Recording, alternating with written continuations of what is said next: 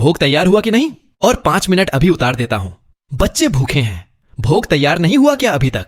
आपने तो भोग के लिए एक और देग बनाई थी ना, वो कहाँ गई? वो तो लेकर गए। अगर वो वाली हांडी नहीं मिली ना तो दोबारा भोग बनाना पड़ जाएगा। मेरे पास तो दाल चावल कुछ बचा ही नहीं है। अब और नहीं बना पाऊंगा मैं। बड़े घर की छोटी बहू रात 9 बजे टीवी पर। अब अहाना उसके नियंत्रण से बाहर जा रही है। वह चाहता है कि अहाना केवल घर और बच्चे तक सीमित रहे, लेकिन अहाना पहले जैसी नहीं रही। अब उसके पास अपनी सासू मां का समर्थन है और वह जानती है कि उसे अपनी जिंदगी खुद बनानी है। अर्जुन के दिल में कहीं ना कहीं डर बैठ जाता है कि अहाना अब उसे नजरअंदाज कर देगी। इसीलिए वह अहाना को रोकने की कोशिश करता है, लेकिन दुर्गा देवी बीच में आकर अर्जुन से कहती हैं, अगर तू अपनी पत्नी की इज्जत नहीं करेगा तो एक दिन तू उसे खो देगा। वह तेरी जिंदगी का आधार है, बंधन नहीं। यह सुनकर अर्जुन चुप रहता है। वह पहली बार समझता है कि उसकी मां और पत्नी दोनों उसकी भलाई के लिए ही सोचते हैं। उधर बुआ जी की सारी साजिशें एक एक करके नाकाम होती जाती हैं।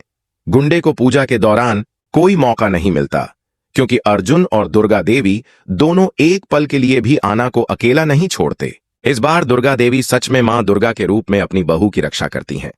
बुआ जी दूर खड़ी सब कुछ देखती रहती हैं और मन ही मन जलती रहती हैं कि उनकी सारी चालें नाकाम हो रही हैं। पूजा खत्म होने के बाद घर में एक नई शुरुआत होती है। घर की दीवारें अब दुर्गा देवी और अहाना के रिश्ते की नई मजबूती की गवाह बनती हैं। अब कहानी आगे बढ़ती है, जहां अहाना अपने बच्चे के साथ साथ अपने सपनों को भी पूरा करने की राह पर निकलने वाली है।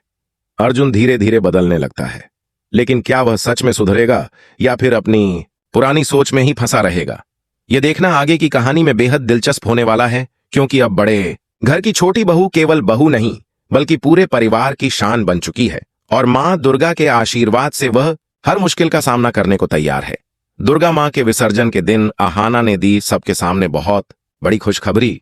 सीरियल बड़े घर की छोटी बहू के आने वाले एपिसोड में देखने को मिलेगा कि जब मां दुर्गा के विसर्जन की तैयारी शुरू होती है तब पूरे घर में खुशी का माहौल होता है। हर कोई मां की पूजा में डूबा होता है। घर की बहुएं फूलों से घर सजा रही होती हैं और दुर्गा देवी स्वयं पूरे आयोजन की देखरेख कर रही होती हैं। ऐसे में अहाना भी मां दुर्गा की आरती की तैयारी कर रही होती है। वह थकी हुई है, लेकिन फिर भी अपनी सासू मां के लिए हर काम मन लगाकर कर रही होती है। इसी बीच अचानक अहाना को चक्कर आने लगते हैं। पहले तो उसे लगता है कि यह केवल थकान की वजह से है, क्योंकि पिछले कुछ दिनों से वह लगातार पूजा और घर के काम में लगी हुई थी। लेकिन थोड़ी देर बाद अहाना को उल्टियां आने लगती हैं और उसका चेहरा पीला पड़ जाता है। दुर्गा देवी तुरंत चिंतित हो जाती हैं और उसे आराम करने के लिए कहती हैं, लेकिन अहाना को कहीं ना कहीं एहसास होता है कि शायद यह कोई साधारण बात नहीं है। अहाना अपने कमरे में जाती है और वहां जाकर चुपचाप एक प्रेगनेंसी टेस्ट करती है। जब टेस्ट का रिजल्ट पॉजिटिव आता है तो अहाना की आंखों से खुशी के आंसू निकल पड़ते हैं। उसे विश्वास ही नहीं होता कि वह अर्जुन के बच्चे की मां बनने वाली है। यह खबर उसके लिए किसी आशीर्वाद से कम नहीं होती। अहाना सबसे पहले यह बात अपनी सासू मां दुर्गा देवी को बताने का फैसला करती है।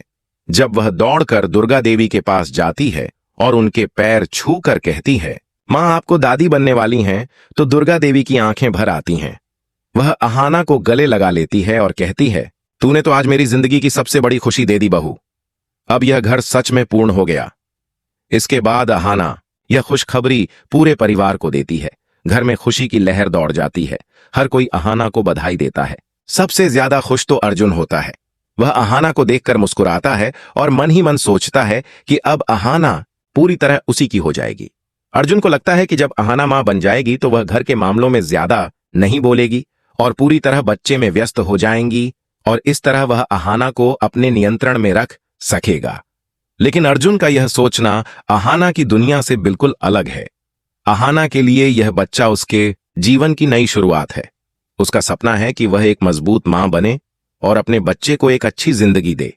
वहीं दूसरी तरफ बुआ जी और पोटलू को यह खबर सुनकर बहुत गुस्सा आता है। उन्हें लगता है कि अब अहाना हमेशा के लिए इस घर में अपनी जगह बना लेगी और दुर्गा देवी की सबसे प्यारी बहू बन जाएगी। बुआ जी को यह बर्दाश्त नहीं होता। वह मन ही मन सोचती है कि अब तो यह लड़की इस घर की रानी बन जाएगी।